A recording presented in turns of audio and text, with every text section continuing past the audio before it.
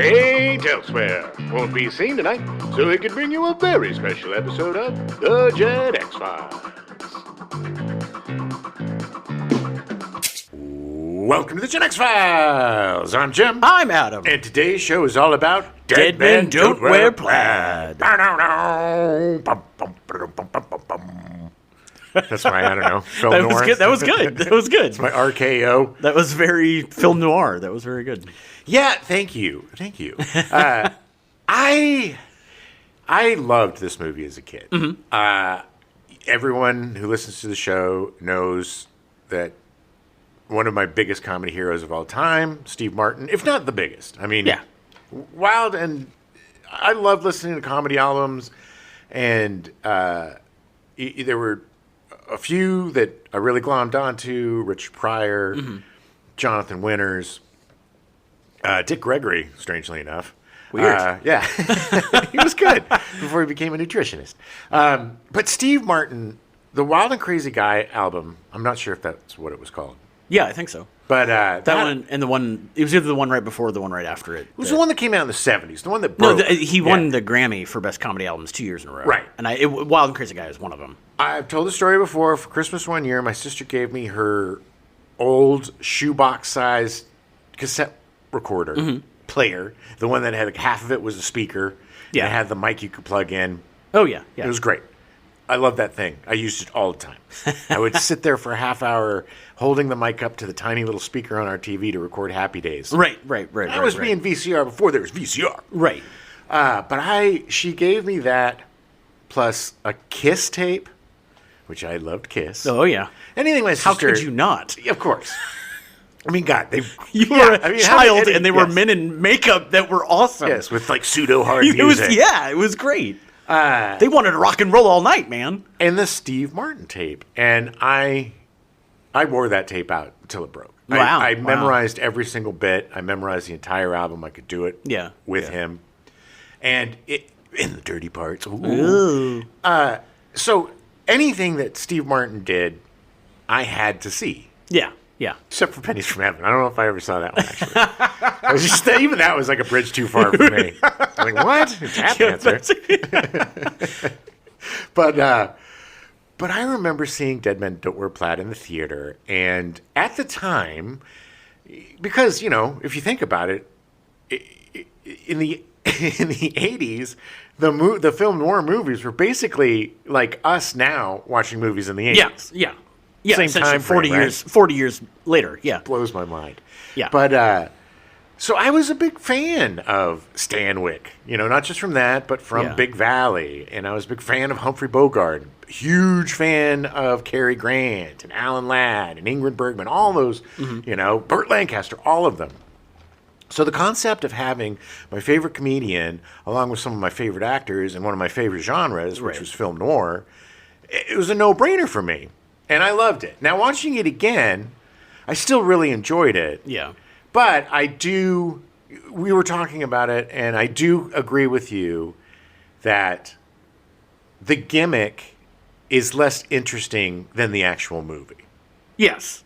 And I think most of the critics agreed with that. Right. But I will have to say that I don't think anybody had done this. At least to this extent. No, the only time that there was really parody or spoof of film noir was actually Bob Hope in 1947. Right. And that was obviously very much a long time before this movie. But nobody, as far as I know, had done the inserting themselves into old movies. That's what I'm talking about. Yeah. Is that, to me, was brilliant. Like, that idea. Yeah.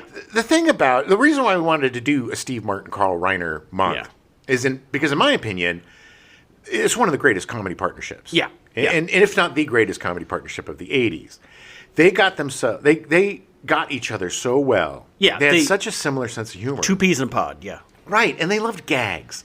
And they had so many great gags in this Yeah. movie. And then in Man with Two Brains, even more gags. Yeah. And then in our final one that we're going to do, All of Me, gags, but heart. With heart. And, you know, an actual, like, story. And, it's a beautiful evolution of their partnership, the films that we're going to cover, and their comedic geniuses coming together to create something. And when you're doing something groundbreaking or you're doing something different, taking a risk, it's really hard for that risk to be 100%.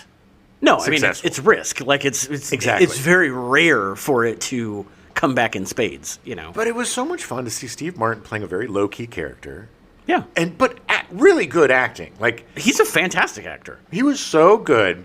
Like, it felt like a noir movie. Yeah, yeah. It just happened to be a little weird sometimes. Such great bits. The sucking the bullet bit is one of my favorites. And the way that the sucking on the bullet gag progressed is the brilliance of the duo of them. Yes, and the pacing and the editing. The fact that it was like, okay, we don't have to show all this again. No, it just in lesser hands, it would have been the same gag over and over and over. Because they know that we know that it's coming, right? So they're not going to waste any time getting there. We're just going to show the teeth with the bullet and then spitting it out. Exactly. And it's, brilliant. Yeah. The whole pajamas.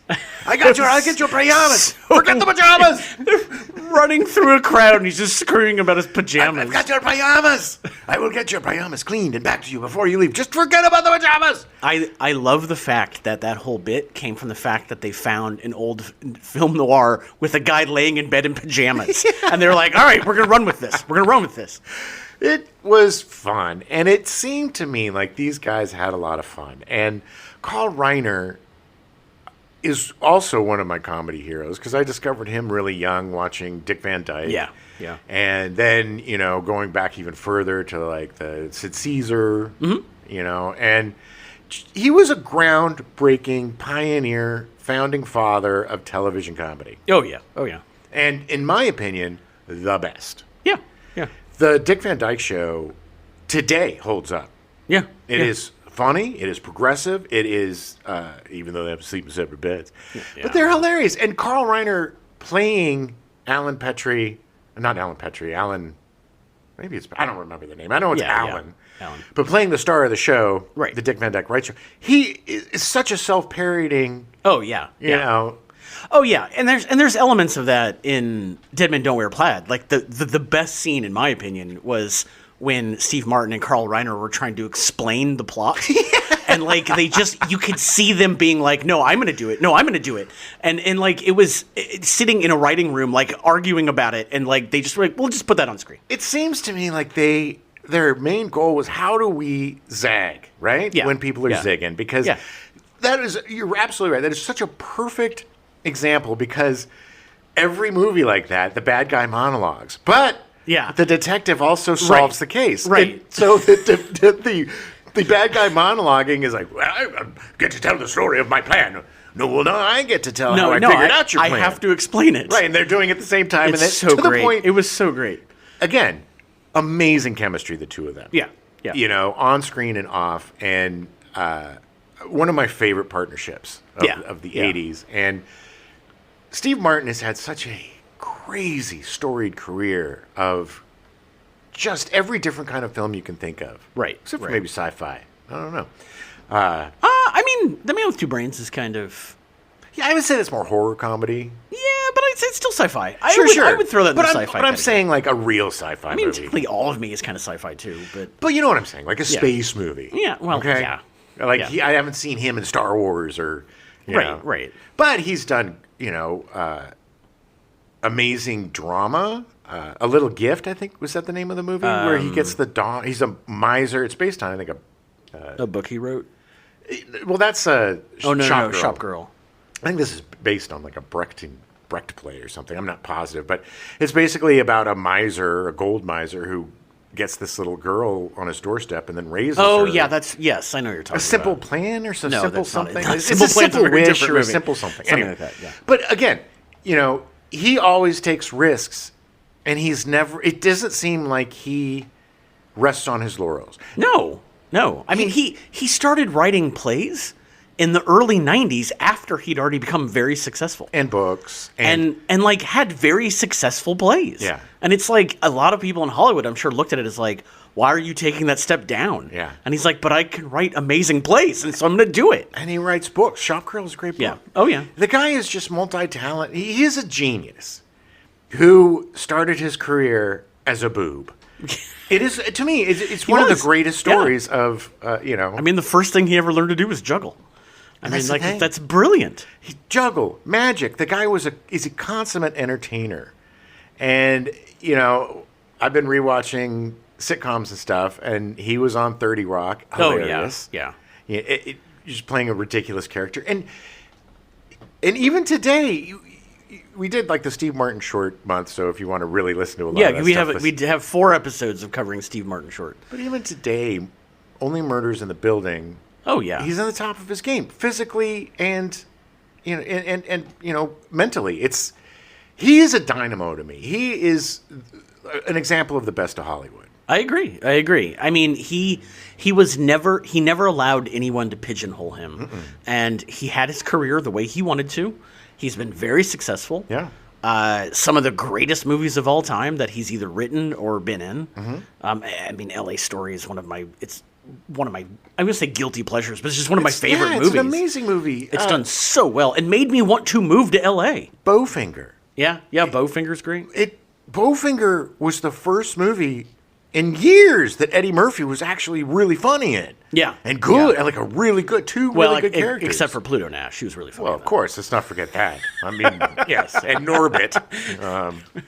Was Pluto Nash, what was the one where he had the little guys inside of him? That was Pluto Nash. Was that Pluto Nash? No, there was something else that I don't remember the name of. There's a trio of horrible movies that came out. It was bad. There's Norbit, Pluto Nash, which he was like a space cowboy or something. And then the little guys in the Brain movie. And I guarantee you that Steve Martin looked at him and said, Pluto Nash is the exact reason why I never did any space comedy. Yeah, probably. I'm not saying, hey, Martin's made a bunch of stinks. I know. Yeah. He's made some stinks. But most of them are interesting stinks. And, they're at least trying something new and different, which is what I love about Reiner and Martin. Right. They're always trying something new. Right. It's a little weird that he did Inspector Clouseau, but he put his own stink on it. It was and funny, it was fine. isn't it? Yeah, it was fine. Yeah. The first one was funny. He's always funny. There was a second? Yeah, there was. Okay. But again, you do 1,000 movies, you're not going to get out unscathed. You have the kind of career he does. Yes, obviously not everything's going to work. But that's fine. Yeah. The fact that he's able to keep experimenting and able to keep doing the stuff he wants to, and the fact that he's now just settled into Only Murders in the Building, and he's like, this is going to be it for me. Like, I'm good. And also touring, which is a huge thing at his age, and doing such an amazing comedy show. I watched the Netflix special of Short and Martin. And A Night You Will Forget for the rest of your life? Yes. Yeah.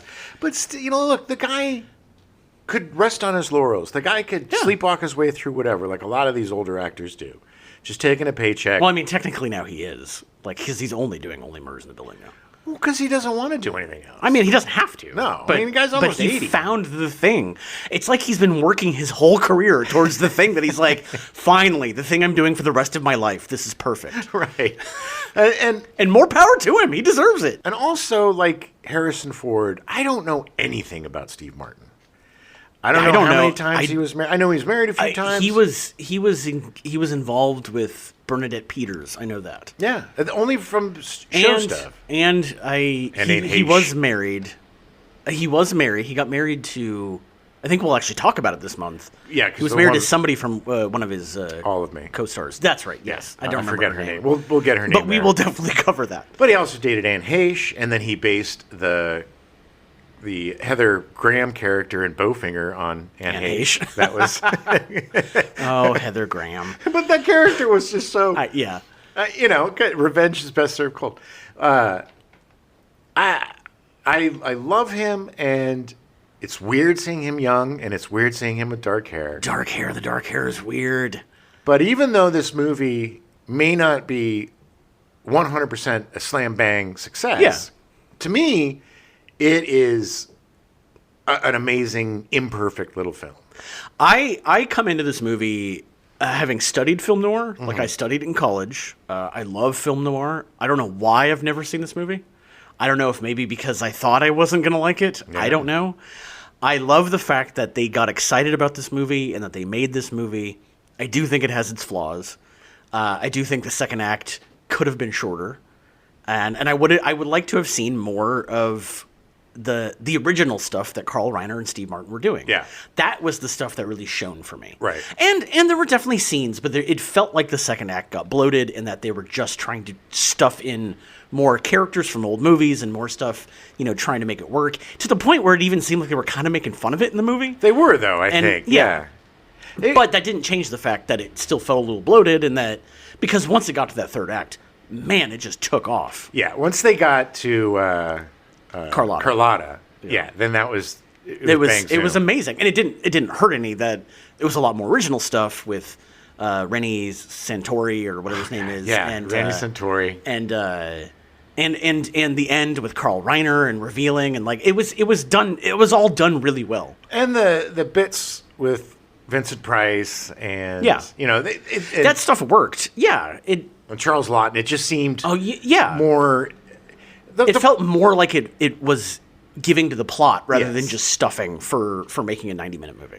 It's tough because you got to find scenes that'll fit into your movie, your narrative situation. I cannot imagine how insane they all must have gone trying to find clips to be like, okay, I think this will work, but then we got to change this. We got to do this. Yeah, that would be insane, especially in 1981. Yeah. Like, you're just like, well, let's pull out this other 16 millimeter film and string it up. And it's a miracle this movie got made at all. Truthfully. And I'm really glad that it did. I am too. I really am too. I think this movie will grow on me.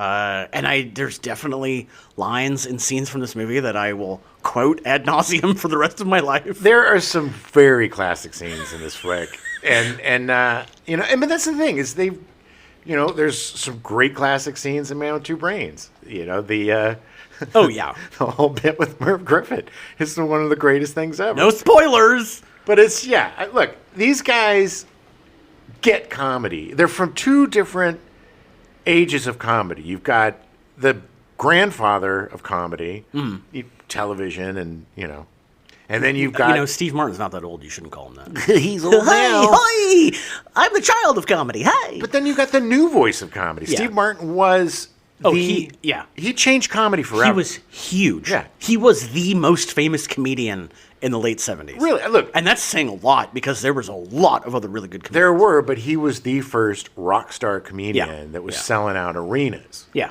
God love Lenny Bruce and the pioneers that changed the way comedy was done in terms of language and subject matter. And, pushing the envelope. Yeah. Social commentary.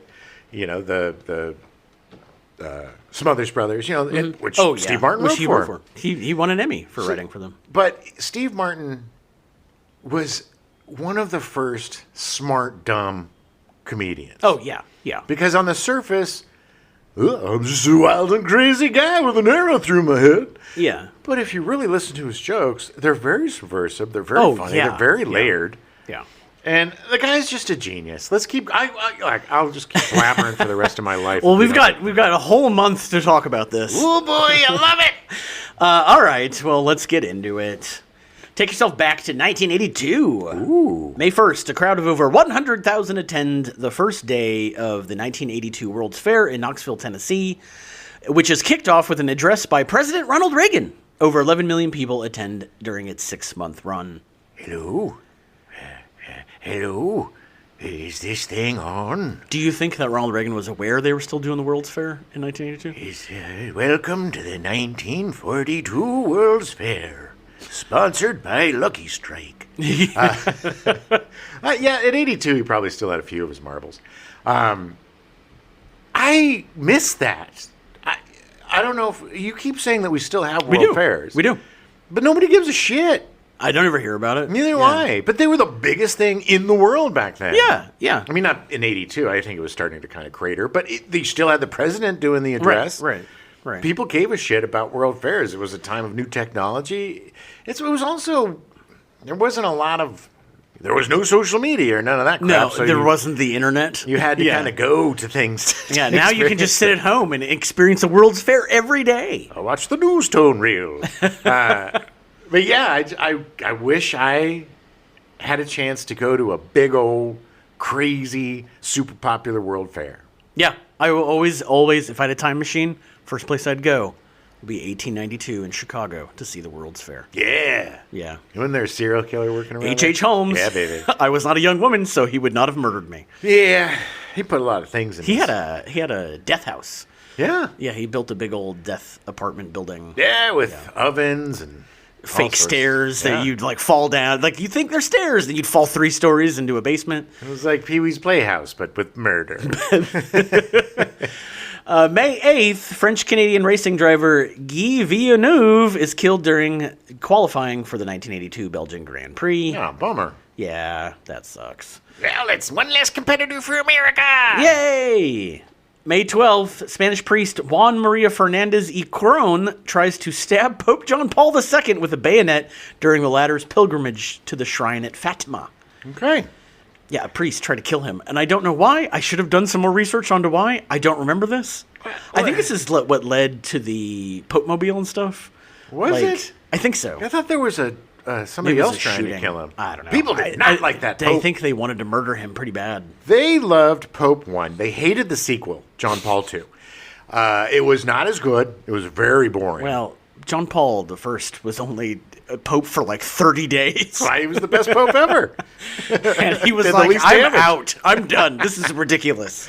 Yeah, popes. May 21st, Dead Men Don't Wear Plaid is released in theaters. The music was really good in this, I will say. Well, they did the great thing of bringing back some of the masters of the time. Yeah. I mean, like Edith Head. Carl Reiner knew, if we're going to do this right, we got to make sure that the people that did this stuff actually work on this. Yeah, and he knew them because they all worked together. Because he was old. I mean, he was so sharp, man. So sharp. So in mid-1980, comedian Steve Martin was having lunch with director Carl Reiner and screenwriter George Gipe. Gipe was like, I feel like I'm out of place. Martin and Reiner had collaborated on The Jerk, released in 1979, working closely on the developing and fleshing out Martin's ideas for the feature. Listen to our Jerk episode. Yes, please. The Jerk would go on to make $100 million against a $4 million budget. It was one of the highest-grossing movies, or most profitable movies of all time at that time. God, that movie just changed my life. And I love the fact that whole movie was based off one line from his stand-up. Yeah. It's so brilliant. I was born a poor black child. It's so great. Gipe started working in nonfiction books with only one fiction novel to his name, Coney Island Quickstep, published in 1977. I like the title. Gipe would be, Sounds like some sort of con. Let's do the Coney Island Quickstep. I don't know. Probably. That sounds like it. Gipe would become more well-known for writing novelizations of Hollywood films. He wrote Howard and Melvin, the movie about Howard Hughes giving a ton of money to a stranger, and Resurrection, a drama starring Ellen Burstyn and Sam Shepard, both in 1980. It's weird that he called it Howard and Melvin when it was Melvin and Howard released in the movie. He would later go on to write the novelizations for Gremlins, Back to the Future, and Explorers. God, I'm going to read the novelization of Explorers. Maybe it's better than the book. Maybe he changed the ending. God, he better have. It was the worst third act in movie history. We did episodes on all of those movies, so listen to all those episodes. Yeah, they were good. Gipe would only work on 2 screenplays in his career, this film and The Man with Two Brains in 1983. Next week's show. We are covering next week. Sadly, on September 6th, 1986, Gipe would be stung by a bee, and while being highly allergic, would die before help would arrive. That is horrifying. This happened in Glendale. That is horrifying. Glendale, which is like 10 minutes from where we live, and it's amazing that he couldn't get help faster. Glendale? During this lunch meeting, the 3 discussed using an old clip of a movie and a screenplay that Martin was writing. And from this, they spitballed their way into thinking they could shoot an entire movie using old clips and somehow insert modern actors into them to tell a completely different story. What a great lunch. Yeah, I mean, that would be awesome. I wonder if they had club sandwiches. It was 1980, probably. No, yeah. That was when the quiche started. They were probably having quiche. Some quiche Lorraine. And somebody came by the table and was like, real men don't eat quiche. Well, whatever. It's the 80s. So Steve Martin obviously was cast as Rigby Riordan. Martin had just come off the release of Pennies from Heaven, a musical movie drama based on a BBC series featuring the actors lip-syncing to famous songs from the 20s and 30s. Unsurprisingly, Pennies from Heaven failed to find an audience, and it was a huge box office bomb, despite being nominated for 3 Academy Awards. Yeah, it was the first Steve Martin movie that I did not go see in the theater. You and literally everyone else. Because we all looked at the trailer and said, what? Nope. It would win none of those Academy Awards. I need to see it, though. I want to see it. I don't remember it. I've never seen it, so I can't say if it's good or bad. The concept of it just kind of sounds meh. We should do failed musicals. We could do Pennies from Heaven. We could do One from the Heart from Coppola. Yeah. And then we'd have to find another bad musical. But we could do... we could do Cop Rock. Gross. We could do New York, New York from Scorsese. Wow, that sounds awful, and we should not do any of that. We're gonna. Unlike almost everyone else who worked on this film, which we'll get to later, Martin didn't want to watch any old film noirs because he... didn't want to act like Humphrey Bogart. I didn't want to be influenced. Yeah, which, makes sense. Like, he was trying not to mimic the other actors. He wanted to create his own character and do something. Yeah, I mean, I get that. But also, you might want to watch a little bit to get the rhythm of the... Not that he did a bad job. He didn't need it, apparently. No. I'm sure he probably remembered most of them. It was like, I'm just not going to refresh myself, so I'm not too, Well, he did do a great job. He did a great job. He was great in this. We will talk more about Steve Martin next week and the week after, so that's going to be the end of talking about Martin for right now. What was really funny is they dyed his hair black. Yeah. But when his shirt was off or he had his undershirt on, you could totally see his jet white, not jet white, his bright white chest hair. Oh, yeah. Yeah, he only, there's only been 4 times that he had black hair in movies. Ooh. This movie... Little Shop of Horrors, which was in 86. My Blue Heaven. My Blue Heaven was in 90. And then Father of the Bride Part 2, which I think was like 96 or 97. Right. That was a plot point, wasn't it? I think it was him trying to be young again. He was going through a midlife crisis. What? Yeah. So the cast, Rachel Ward is Juliet Forrest. God, I had such a crush on her. She was so beautiful. Or she is beautiful. I mean, she's still beautiful. Thanks. But she was really pretty in this movie. Yeah. Well, she got so much attention from Against All Odds. Oh, yeah. Broke her out. I mean, it was such a pivotal role for her. Yeah. And created her a star overnight. Yeah. Ward left school at the age of 16 to become a fashion and photography model. She was featured on the covers of Vogue, Harper's and Queen, and Cosmopolitan magazines. Okay. After moving to the United States in 1977, she appeared in television advertisements such as the Lincoln Mercury Cougar Girl and Revlon's Scoundrel Girl. Okay. And eventually she was just the Girl. Ooh. No. This is just more of Hollywood trying to make sure that women stay in their place. Yeah, they would just put a girl behind it just so we can... I don't care that you're 28. You're the Scoundrel Girl. You're all little ladies. You're so cute, little Let's ladies. just pat these little ladies on the head. This, of course, led her to acting in Hollywood. Her feature debut was in Night School in 1979, a B-grade horror movie. I remember that. Which I believe is available on YouTube or something. I started watching some of it, and then I was like, okay, I have to pay more attention to this. Oh, yeah. It's very complicated. Yeah. It just wasn't... It was something that I would be more interested in watching. Yeah. She was nominated for a Golden Globe for New Star of the Year actress for her role in Sharky's Machine, acting opposite Burt Reynolds. Didn't he direct that? Burt Reynolds? Yeah. I think he did, actually, now that you say that. Yeah. Had his fingers chopped off in that movie. What, for real? No. Well, then he's not a good actor. In the movie. In the movie, okay. I've never seen Sharky's Machine. It's one of the better bad movies that, that Burt Reynolds top did. of the crap heap for Burt Reynolds? It's the top of the tier 2 movies. Okay. If you go down to tier 6 with Burt Reynolds. Oh, yeah.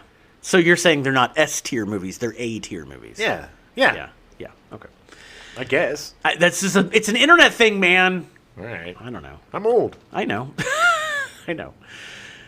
After Dead Men Don't Wear Plaid in 1982, she appeared opposite Richard Chamberlain, portraying Maggie Cleary in the television miniseries The Thornbirds, for which she was nominated for a Golden Globe Award for Best Actress, miniseries, or television film. That miniseries was huge.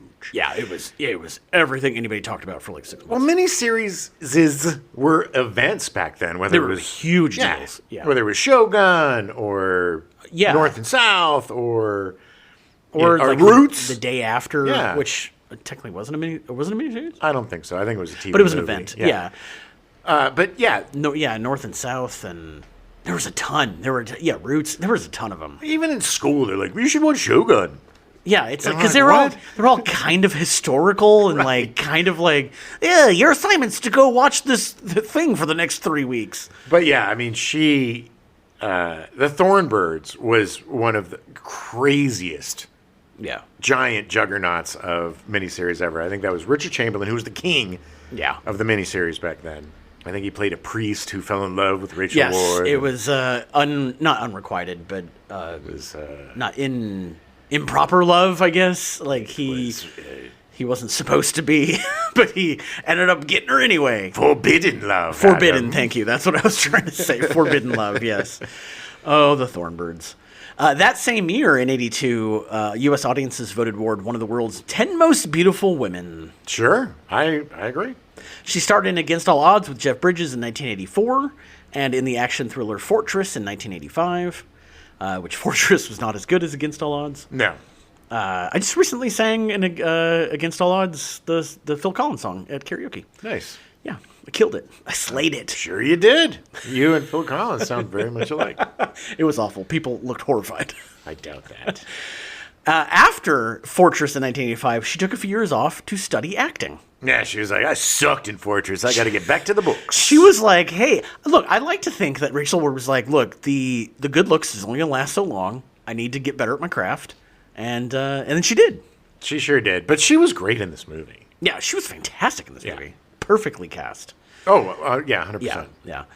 Ward would start directing in 2000 with a couple of short films. Her first feature film was released in 2009 called Beautiful Kate, starring Ben Mendelsohn and Rachel Griffiths. I think I saw that. It sounded familiar, but I don't think I've seen it. She most recently can be seen in Rachel's Farm, a documentary she directed about trying to revive her Australian farm. Oi! That's what she sounds like. Oi! Yeah, in real life, she without her accent, Hello, her American mate. accent, she's just, put another shrimp on the barbie! I thought her voice was gruff back then. No, she sounds like this. Oi! Get me like on the farm! I will say, Carl Reiner and Steve Martin really liked husky-voiced women. Well, Between this and The Man with Two Brains with Kathleen Turner. Kathleen Turner. Oh, man.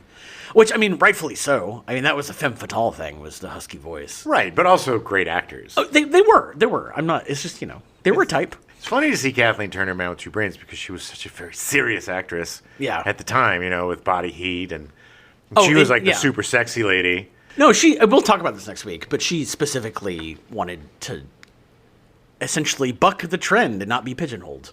George Gaines was cast as Dr. John Hay Forrest. Hey, punker. Here's the funny thing. I hadn't seen this movie before I wrote the script, and I thought that George Gaines was going to be in this movie more. So did I. Forgot that he was not.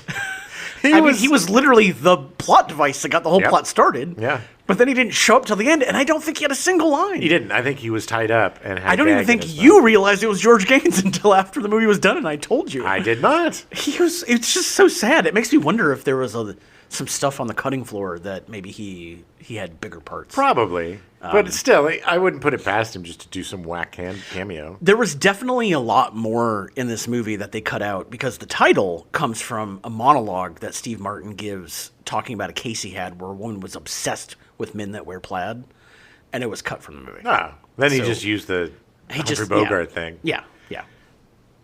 I'm not sure. Maybe it would have been a little bit more fleshed out if they added some more of that stuff. Maybe. They might have thought it was getting too long, too bloated, but Yeah, you got to keep the story moving. Yeah, keep it moving. Gaines is most well known for playing Commandant Lassard, the titular leader in all 7 Police Academy movies from 1984 to 1994. Yes, I was at the podium when Gutenberg gave me oral. Yeah, he was. Yes, that's the one thing that everybody remembers. It was such a surprise to look down and see the goot. He just had such a weird way about him. I love George Gaines, but he's so weird. Oh, yeah, 100% weird. And Punky Brewster is one of the weirdest shows ever. Yeah. Hey, Punky. Just before Dead Men Don't Wear Plaid, Gaines was in Altered States with William Hurt in 1980. Listen to our Altered States. Literally don't remember him in that movie. We just watched it not too long ago. Yeah, I'm trying to remember. Don't remember who he played. It was probably one of the academics. Yes. The same year that Dead Men Don't Wear Plaid, Gaines was in Tootsie, playing opposite Dustin Hoffman on the fake soap opera. I always forget that he's the horny doctor. He is. He's the horny in the fake soap opera. Yeah. I will tell you something, sir. You cannot put your hands on me. God, that right there just made me want to watch Tootsie all over again. I'm sorry, Dorothy. God, Dustin Hoffman is so good in that movie. And I will tell you something. I will tell you something. You did that. That's a very good impression of Dustin Hoffman playing Tootsie. Well, I did the musical version of nice. Tootsie. Nice. Off. I realize you're making a joke, but you know there is an actual Broadway musical. Of course there is. There's a Broadway musical of Killer Clowns from Outer Space. I'm actually thinking AMDA did it at one point. The Killer Clowns one? No, Tootsie. Is there a Killer Clowns? No, there's not. Oh my God, there should be. Well, they did Evil Dead. I would go see that. There's Evil Dead the musical. Evil Dead the musical was fantastic. I saw one of our friends in that. Yeah, I saw it in Vegas. It was really fun. But yeah, I'm sure they will be making Killer Clowns into a movie musical. If the Chiodo brothers have anything to do with it. Tootsie, goodbye. I just want to see Killer Clowns from Outer Space, but with the soundtrack done by Guar. Nice. That's pretty. Yeah. Gaines actually appeared on the soap opera General Hospital, playing a mobster for 96 episodes between 1979 and 1981. Oh. Gaines appeared in 88 episodes of Punky Brewster between 1984 and 1988, playing Punky's caretaker Henry. By the way, just to go back for 1 second, a gangster. This is how absurd soap operas are. I know. I'm a gangster. Yeah, but he was on a lot. I mean, over 2 years. I mean, he was in quite a few episodes. I'm going to give you something you can't refuse. He would voice the role of Henry from Punky Brewster in the animated series Punky Brewster in 1985. Because nobody could do that voice. Except me and everybody else. It only ran for one season. The only thing I remember from Punky Brewster was the refrigerator episode where they were playing around a refrigerator and the kid goes in and literally dies. Yeah. Yeah. I was like 5 or 6 when I saw it, and it scarred me. My God, very special episodes were scarring. Watching Dudley get molested by the WKRP Gordon Jump, that was horrifying. Yeah, I will say, though, it was effective because I never went into refrigerators. I didn't either. I also didn't get molested by Gordon Jump. That's good. He tried to get me to get in his bike shop all the time. Bad news, Gordon Jump. Gordon Jump. Come on, baby. Gaines's last film role was in Just Married in 2003, the banger from Ashton Kutcher and was it Brittany Murphy? Yep. Oh. Brittany Murphy. For some reason, I kept thinking it was somebody else. No, Brittany Murphy.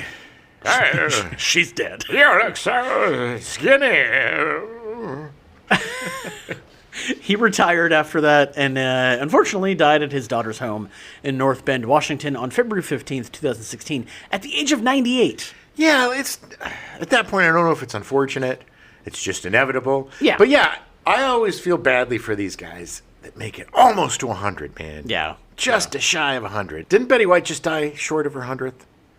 I don't think she quite made it. She might have just made it to 100. I don't know. I think she just missed it. I think she did. I think you're right. I think she just missed it. Reni Santoni was cast as Carlos Rodriguez. I've got your pajamas! Pajamas! God, that was such a great scene. Don't worry, senor. I have your pajamas. Him screaming at him to leave the pajamas. Just leave the pajamas. Just leave them. I don't care. It was so funny. Senor, I have your pajamas. Watch out for the pajamas! I will have them pressed and cleaned for you.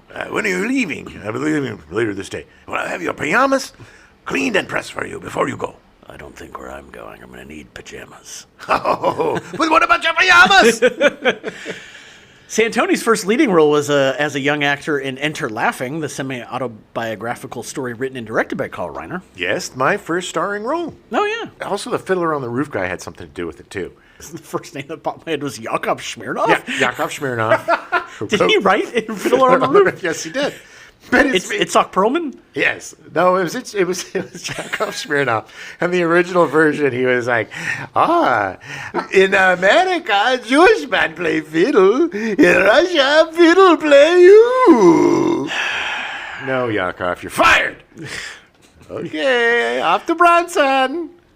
He was cast into the role of delivery boy David Kolowitz after being scouted by Carl Reiner. Oh yeah.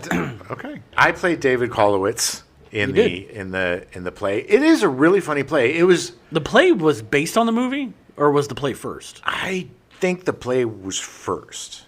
Okay. If I remember correctly. I'll have to look it up. I don't. Alan Arkin was also in the movie. But I Yeah. I remember to this day, it is the hardest role I've ever done. Yeah. My first starring role was probably the most demanding role ever, because it's just all went downhill from there. Oh, yeah. Well, nobody, but it was like, I've seen enough of you. But yeah, I mean, it was just like monologue after monologue. Yeah. I also told the story that the guy that plays the shop owner, is a pretty big part in the play, was played by this friend of mine from South Africa. Oh yeah. White guy, not Elon Musk. But he... Don't think you need to clarify that? He was my first stoner friend. Right. And that MFer was stoned all the time, never remembered his lines, so I just had to make up... Every night was different. Nice. I think my improv skills were birthed on that day. From the show. Yeah. Santoni went on to play Inspector Chico Gonzalez in the 1971 film Dirty Harry. Oh, yeah. His character, who was a newcomer detective and college graduate in sociology, was initially dismissed by the title character as a college boy. He ultimately uttered the memorable phrase, "No wonder they call him Dirty Harry. He always gets the shit end of the stick." Yeah. It's true. It's a true line. Well, I think they really called him Dirty Harry because he played dirty. Because he literally shot people before asking questions. It was never good to be assigned Dirty Harry's partner. No. You're either going to die. You will most likely die. I think he dies. Either he dies or he gets really badly injured. I think he dies. I think so. I think he dies. Because I know Tyne Daly dies at Alcatraz. Right. And he didn't have a partner in Sudden Impact. Yeah. And then he had a Asian partner, I think, in one of them. Yeah, I think you're right. And I don't think he died. I think he actually got wounded. It was the Asian. Was it Tyne Daly, the one with the motorcycle guys? Tyne Daly was the one where they kidnap the dude and the mayor or something and take him to Alcatraz. Right. And they have to go to Alcatraz to get him back. Right. I watched these not too long ago, and I don't remember. I just bought them. I bought all of them for like $10. Yeah. On Prime, because I couldn't find them streaming anywhere. Right. And I did just watch all of them. There's 3 really good ones. Right. Santoni made guest appearances on television shows such as Barnaby Jones, Lou Grant, Hawaii Five-0, Hardcastle and McCormick, Hill Street Blues, The Odd Couple, and Midnight Caller. His most notable later role was as Poppy on the show Seinfeld. Yes. Remember Poppy? Yes, Poppy peed himself. He peed himself on the couch? Yeah. Oh, Poppy. Poppy beat himself. The show, man. Santoni died on August 1st, 2020 at a hospice in Los Angeles at the age of 82. Wow. He had several health problems during his last years, including cancer. Damn it. Sucks. Yeah, it does. Sucks. Yeah, I loved him, man. He was such a solid guy. Yeah. Adrienne Ricard was cast as Mildred. Ricard was mostly a TV actor, only appearing in a handful of feature films, but her TV credits include Sons and Daughters, Columbo, Harry-O, The Manhunter, Emergency, Cannon, Sanford and Son, Doctor's Hospital, Good Times, The Rockford Files, Gemini Man, Kojak, Lou Grant, T.J. Hooker, The Jeffersons, Simon and Simon, The Paper Chase, Hotel, Shadow Chasers, What's Happening Now, Highway to Heaven, Knots Landing, Days of Our Lives, Cop Rock, Tequila and Benetti, Melrose Place, Lois and Clark, The New Adventures of Superman, Empty Nest, Chicago Hope, Hanging with Mr. Cooper, Sister, Seventh Heaven, Any Day Now, Ellie Heat, Judging Amy, Arliss, NYPD Blue, and Everybody Loves Raymond.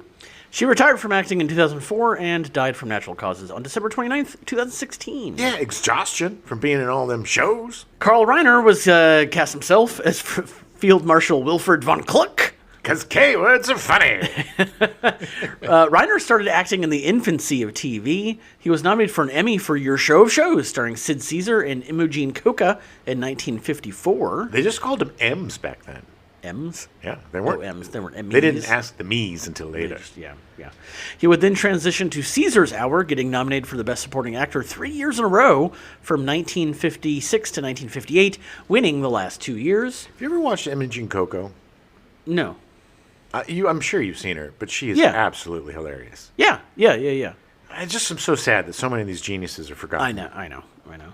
Reiner came into his own with the creation of the Dick Van Dyke Show, which ran for 158 episodes over 5 seasons between 1961 and 1966. And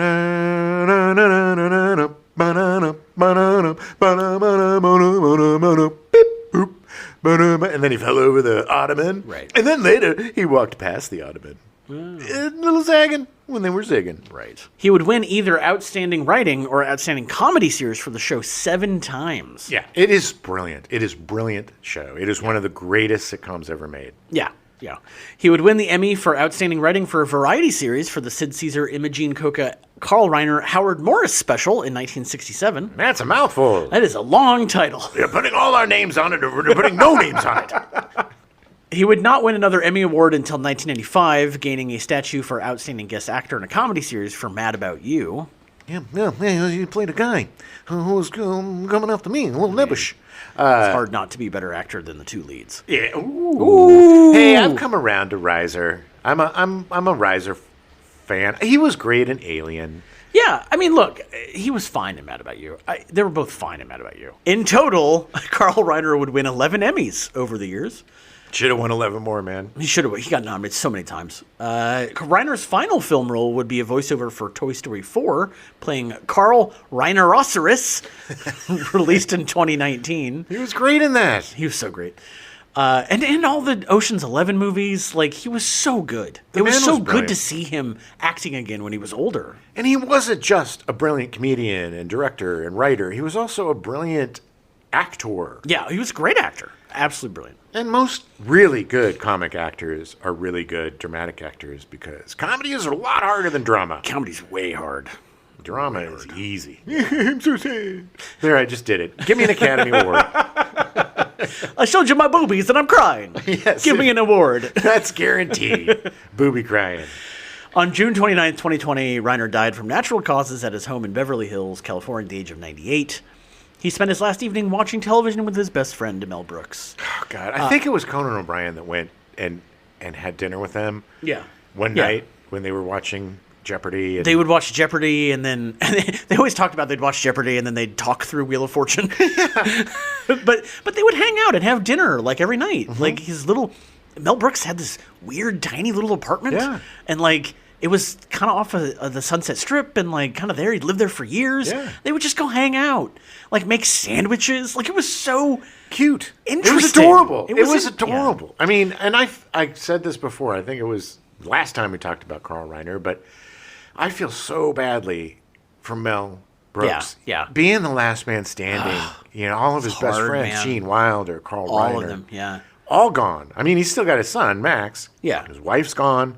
Yeah. I mean, the man has had tragedy. Yeah. And such a brilliant guy. And what a perfect friendship, too, by the way. Two of the funniest human beings on the planet. Just to be a fly on the wall, listening to their conversations would be amazing. I mean, they are responsible for my favorite comedies of all time. Blazing Saddles and Man with Two Brains, Young Frankenstein. Yeah. All of me. Spaceballs, I mean, these guys were geniuses. Brilliant men. Yeah, apparently Reiner was in really good spirits that night, and he just passed away in his sleep. 98, man. Yeah. If I ever get to 98, then F you, God. But if well, now it's going to happen. You win this one. You just got to be counting the days. It's just got to be weird. I've never really been afraid of death. Yeah. Because I was exposed to it at such an early age that it's always, I've known the inevitability of death since I was 3. It's been on, it's been on your back forever. Right. So I don't fear it because it's a fact of life. Right. But I also don't fear it because I'm still young and healthy. And I think about, like, my folks being in their 80s, and you got way less ahead than you do behind. Yeah. And it's got to be really weird to be in that mindset of, like, all right, well, what do I do? I got maybe a year or 2 left, maybe 5. You just do whatever you want. Yeah. You say whatever you want, that's for sure. My grandmother, I think it was like 78, she had like major heart surgery. Yeah. Like almost died. And when she came out of it a couple years later, she was still alive, and she was like, if anything like that happens again, I am going to just let myself die. Oh, yeah. And like that was it. She was like, I'm just ready for it. She's like, I don't want to deal with that again. But it's heartbreaking. My grandmother was in perfect shape for 80 years. Yeah. And then one thing happened, and it was a snowball, and it was horrifying. Yeah. And stepdad, the same thing. He had his carotid artery surgery, and he almost died and became a better dude from it. But when he and I would go visit my grandmother in the home, Right.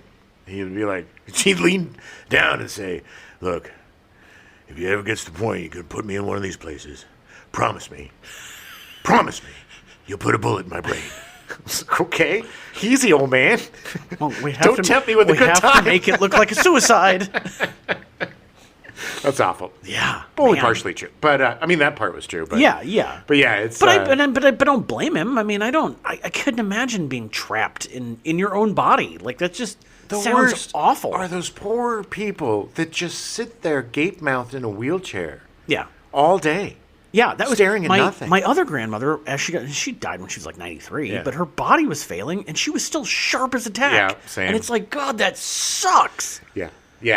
When you're completely aware of your body and mind shutting down, it's horror. This is horrifying. why I drink so heavily, so that my mind isn't like that when I'm 90. Good. Well, the prostate cancer will kill you before that. Well, thank you, Jim. You got it. I'm quite aware of that. Francis X. McCarthy was cast as Waiter, who also, again, was in the movie for like maybe half a second.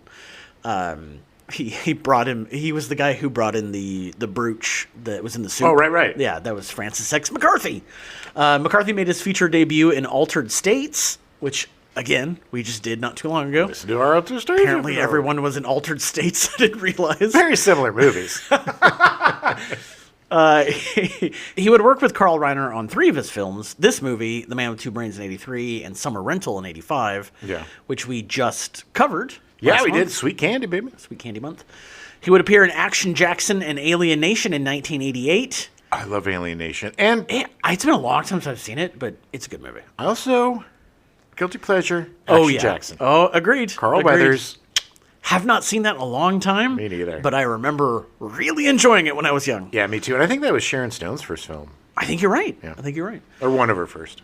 He would also appear in The Relic, Deep Impact, Basketball, and Interstellar. Okay. He's one of those character actors. He shows up in a lot of stuff. He does, but looking at him, he's not one of those faces. He's not a recognizable guy, but he works a lot. On television, McCarthy had more than 100 credits, notably appearing in miniseries and made-for-television movies. Blind Ambition, The French Atlantic Affair, Hellinger's Law, Blood Feud, If Tomorrow Comes, and Rudy, the Rudy Giuliani story.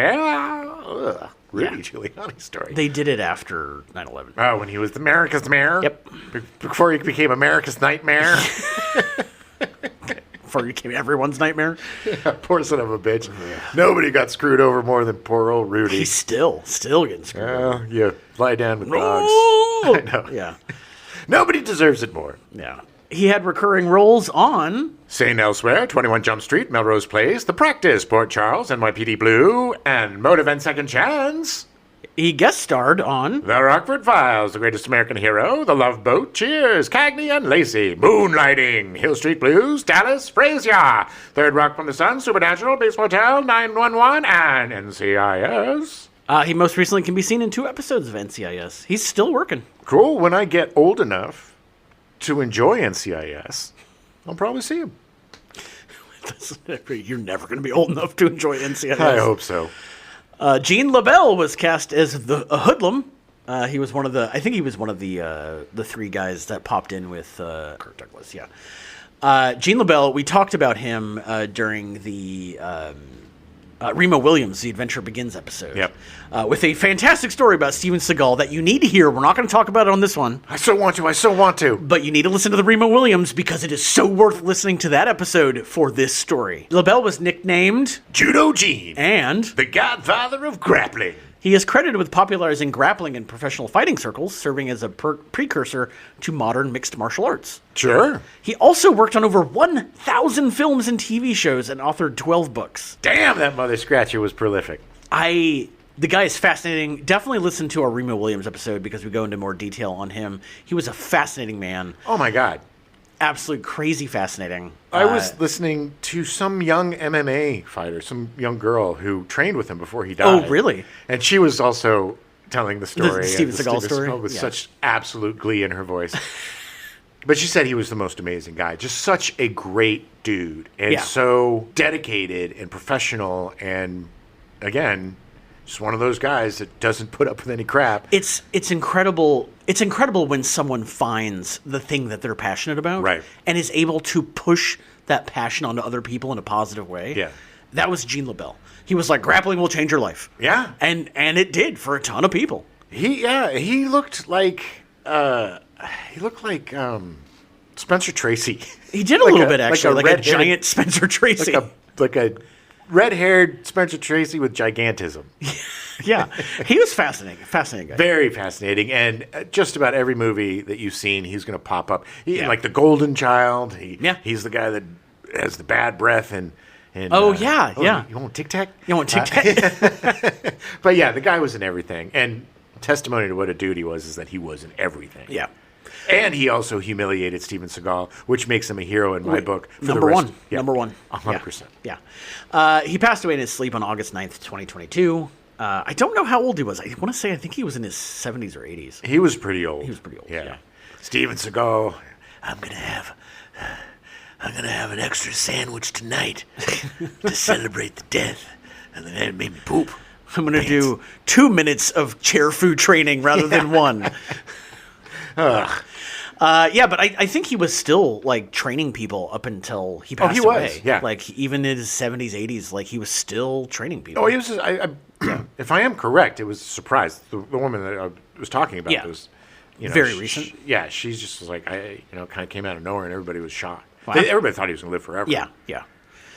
The movie also features a ton of archival actors, including Ingrid Bergman, Humphrey Bogart, James Cagney, Joan Crawford, Betty Davis, Brian Donlevy, Kirk Douglas, Ava Gardner, Cary Grant, Alan Ladd, Veronica Lake, Burt Lancaster, Charles Laughton, Fred McMurray, Ray Milland, Edmund O'Brien, Vincent Price, Bobby Stanwyck, and Lana Turner. Just to throw back to our Sweet Candy Month, which we just finished, Maureen O'Hara talked about how John Candy was like Charles Laughton. Yeah. Like she complimented him saying, you're a big bear, but you have a beautiful soul in your eyes. Right. I didn't really know Charles Laughton very well. I didn't realize in the movie we were watching in Dead Men Don't Wear Plaid that was Charles Laughton. Right. And 100% I understand why Maureen O'Hara said, you are as good as Charles Laughton. Oh, yeah. And they kind of looked a little bit alike, too. Yeah, but it was, especially if you look at totally him when he was younger. And the fact that, like, now seeing his face and knowing, it's like, I've seen him in a ton of stuff. Yeah. But, like, it's like, oh, yes, I totally get it. Yeah, no, he was, all of these actors were amazing. Incredible. All of them. And some of the cameos work better than others. I thought the James Cagney bit was brilliant. Yeah. Some of them were very inspired, and some of them were just kind of like, okay. It was like, okay, you're just putting that in there because you needed something. Yeah. Or it worked. I don't think any of them didn't work. Yeah. Just some were more successful than others. Right. Yeah, I agree. Reiner planned to work Martin into the old footage via over-the-shoulder shots so that it looked like the comedian was talking to these vintage actors. It was pretty seamless. It worked. It definitely worked. I kind of wish that they had done more of like the Cary Grant thing where he was in the frame with him. Like more two shots. It was a lot more difficult back then to do that. I know. And I get why they didn't. Yeah. But it would have been nice. That's part of me is like, I kind of wish that somebody would do something similar now because I think it'd be a lot easier to insert yourself into older footage. Well, plus you could manipulate the older footage with AI and stuff to make, Yeah. I think it would be easier, but not as impressive. I agree. I mean, having to go into the archives of RKO, pull in 35 millimeter prints, sitting in the screening room 10, 12 hours a day trying to pull clips to fit your script. Yeah, like finding one line. It's like, I looked at footage for 8 hours and I got one line. I mean, that is No, I agree. tedious, Yeah. Although you do get to watch a lot of great movies. That's true. That is true. Reiner and Geip spent countless hours looking through classic films for specific shots and listening for a line that was ambiguous enough but had enough meat in it to contribute a line. They took lines of dialogue from clips they wanted to use and juxtaposed them while also trying to write a story based on them. That, to me, seems like the hardest part, because not only do you have to write a story, but it has to be a noir story. Yeah, and it has to be cohesive. Yeah. I mean, it is just mind-boggling that they got this done at all. Yeah, and they did the great noir thing. A lot of film noir, whether it were books or movies, had these kind of spectacular endings. Yeah, like suddenly it was this giant ending of like, oh my God. Yeah, Jim Thompson, one of the greatest noir writers of all time, his endings were spectacular. Yeah, yeah. Kind of came out of nowhere, but when you think about it, they kind of were clues all along. They worked, yeah. Reiner and Geip finally worked out a story, and they met with Martin, who contributed to the process. To keep the look and feel of the 40s films, the filmmakers enlisted some of the people that helped define many of the classic film noirs. Costume designer Edith Head created over 20 suits for Martin in similar fashion to those worn by Cary Grant and James Stewart. She was a legend. She was amazing. The character from The Incredibles, the costume designer, yeah. That is based on Edith Head. Edith Head, yeah. Sadly, this would be the last film that Head would work on. She died 2 weeks after finishing her work on this film. Oh. And they had a nice tribute to her at the end. They did. Yeah. Production designer John DeCure, a veteran with 40 years of experience, designed 85 sets for the 10-week shooting schedule, way more than is usually created for a feature film. Well, there were a lot of interiors, a lot of... They had to literally recreate sets, essentially, from the films they found that they were going to use. Yeah. And it was seamless. It was done really well. The best was the first time he got shot in the arm. Or, like, the first time I really realized how much work they put into it was when he got shot. He climbed into the bathroom getting chased, and there was the shootout. And I was like, the sconce or whatever, like the side thing of the molding. The molding, thank you. The molding was exactly the same. Yeah. Like, it was so perfect. The raincoat was exactly the same. Yeah, the dress with the weird, like, triangles and circles on it, exactly the same. Yeah. Like, they were meticulous. Yeah. It is really quite an impressive undertaking if you really pay attention. Yeah.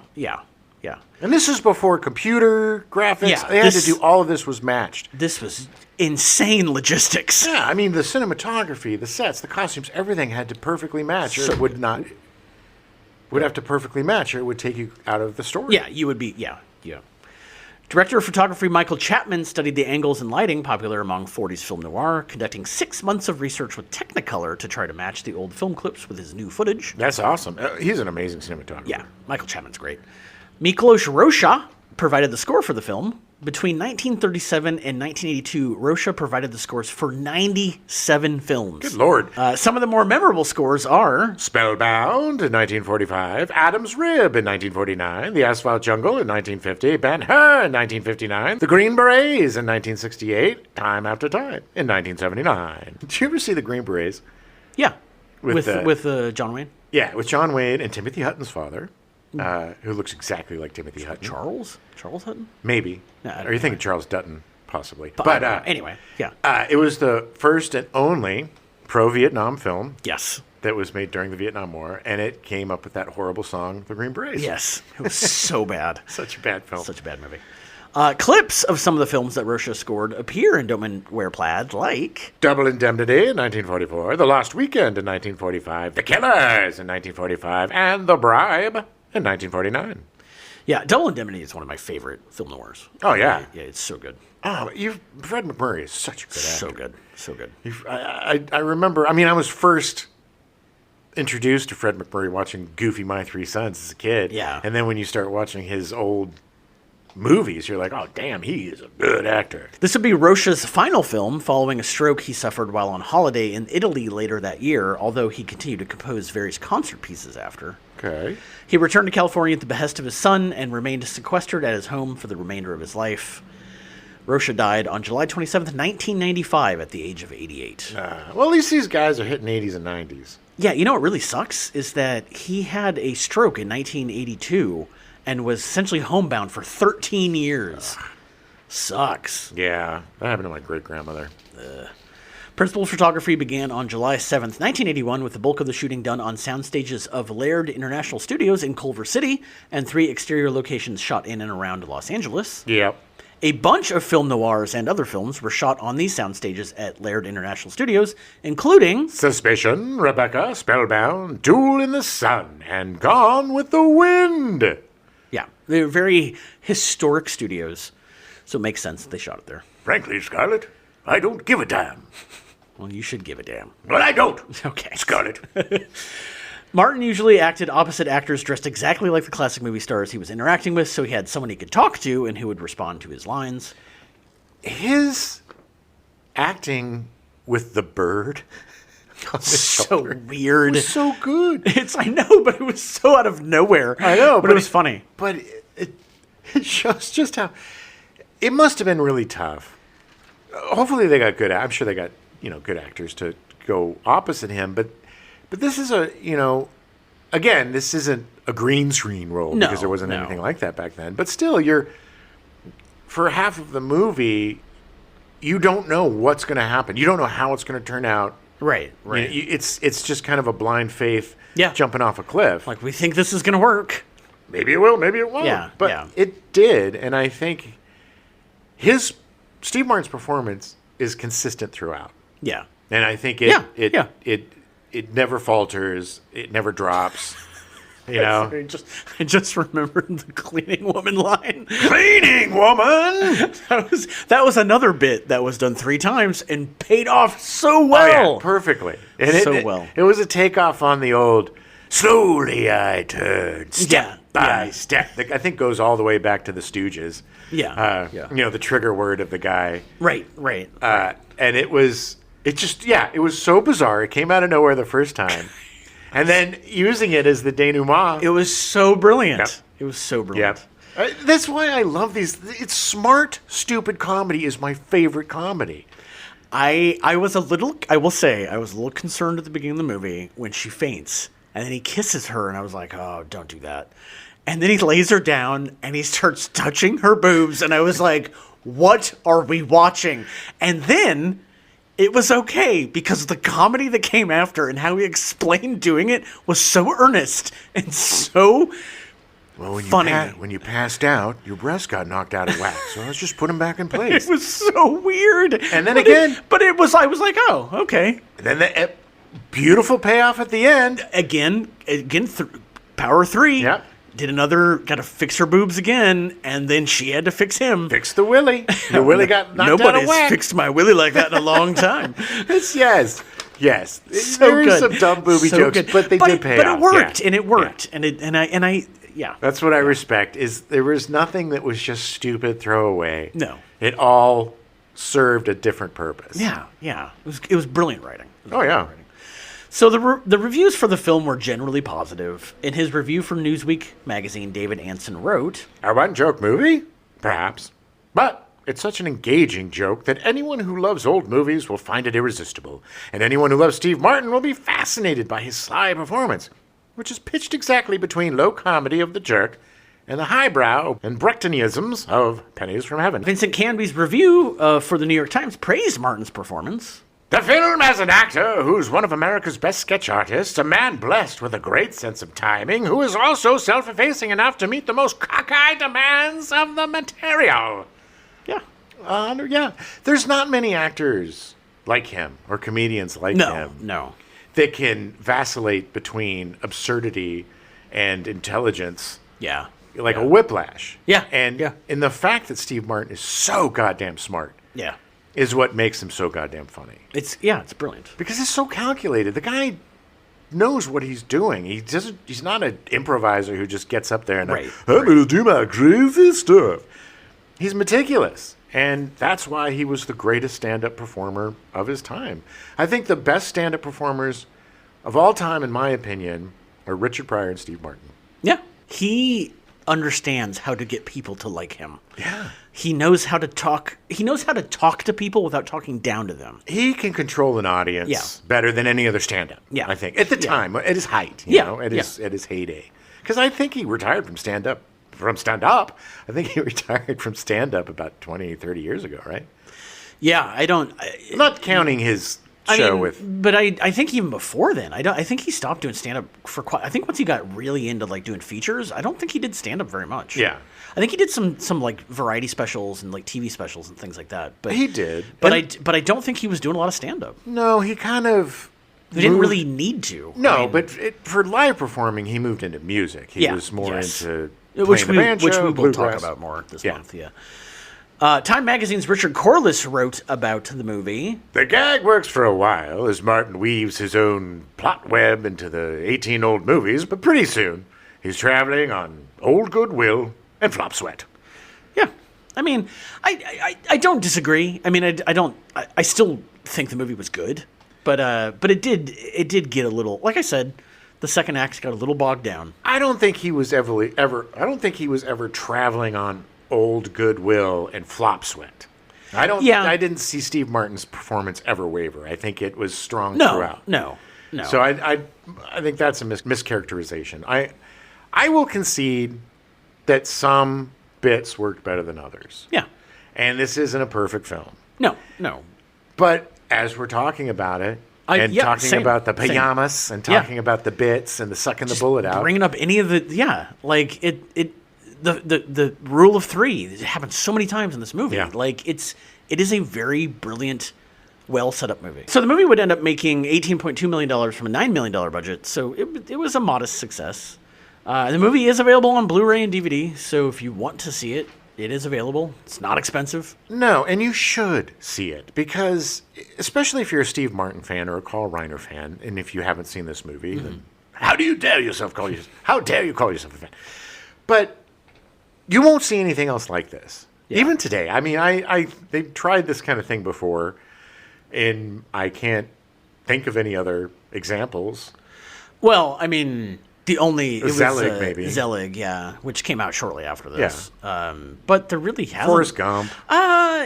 Was it Kung Pao, Fists of Fury kind of did that, where he threw himself into old martial arts movies. Yeah. But that wasn't technically a feature. I think it was only like 40 or 45 minutes long. Sure. But otherwise, not really. I mean... And not to the extent of this, where it was done at a time where you had to go through all of the film. Right. You know, it wasn't done in a way where it was hard. Yeah. You know what I mean? You couldn't just grab a bunch of video cassettes or DVDs or whatever. It was definitely a process. It was. That's why it took months and months and months of preparation to get this thing right. And I have such admiration and respect for any film that tries something that hasn't been done before. Agreed. And in my opinion, it was a success. I think the positives outweigh the negatives, and it is a really funny, really great addition to the Steve Martin oeuvre. It's really interesting because coming into this episode, recording this episode right today, I could not decide if I liked this movie or not. But having talked about it, I think you're right. I think that it was more successful than not. Yeah. And I think that is worth a see. It is great to see people experimenting and trying something new and different. Rachel Ward is spectacular, and it's a Steve Martin performance that I don't think he's ever done. No, agreed. It just... Maybe in The Spanish Prisoner. Well, I'm talking like a comedic performance. Steve Martin has done a lot of low-key performances that aren't comedies. But he was so spot on in this movie. Yeah. So spot on. If you didn't know what it was, I could see Steve Martin being in a film noir movie. I mean, I could see him. Yeah. This could have been a 40s movie starring this actor. Right. I agree. He nailed it. And that's the thing, whether the movie's good or not, I'm looking at you, Pink Panther movies, Steve Martin always gives an interesting performance. Yeah. His take on Clouseau was fun. I mean, look, there is nothing worse than taking the mantle of an iconic character that is so just embedded in the DNA of the actor who played him. Peter Sellers is Inspector Clouseau. Sure. But, enough distance, younger people, Steve Martin is their Inspector Clouseau. Yeah. And I get it. And it's a big risk to do that. The interesting thing to me about Steve Martin is there's not a lot of comic actors or comedic actors that have vacillated between crazy broad, big budget comedies and then art. Yeah. And then very small personal art, whether it's Picasso Le Panagile or Shop Girl. His personal pieces, he is an artist, man. He is a true artist. And just because part of his artistry is a goofy dude that puts an arrow through his head, and talks about... I mean, but that's the brilliant breadth of his ability. Yeah. Like, he is able to do all of it. Yeah. It's so brilliant. He's I so love brilliant. Him. That's why he is one of the greatest performers in American history. Agreed.